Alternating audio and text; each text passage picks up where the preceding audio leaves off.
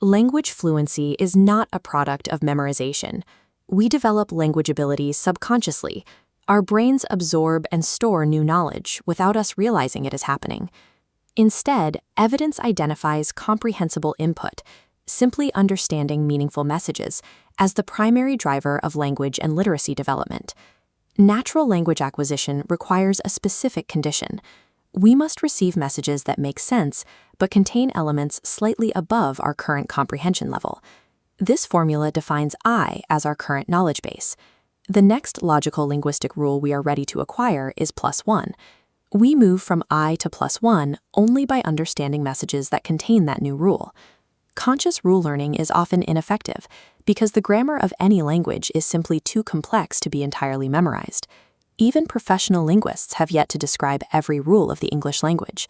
We see this process succeed outside the classroom constantly. Adult immigrants routinely develop advanced second language proficiency without formal lessons, relying entirely on the comprehensible input they encounter in their daily lives.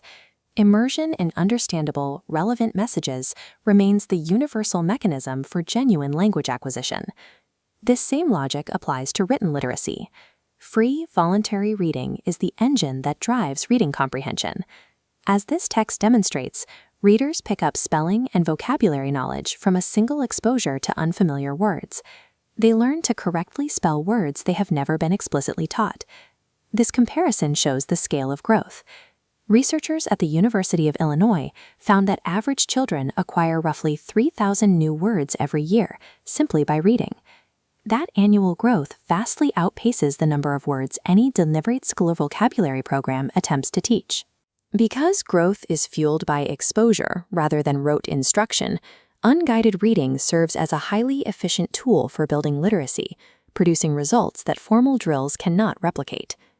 This flowchart illustrates how the process scales up.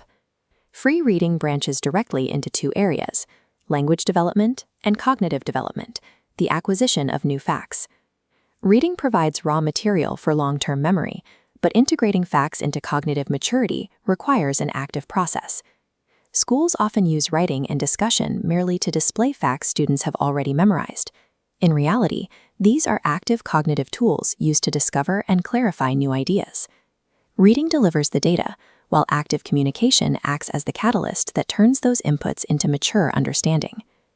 To improve student outcomes, educational institutions should shift focus away from rigid rule drilling and forced testing toward providing massive amounts of comprehensible input. This requires three specific investments: funding school library collections, protecting unguided free reading time, and teaching subject matter directly in the target language. By aligning educational strategy with how the brain naturally acquires language, institutions can reliably build smarter, more literate students.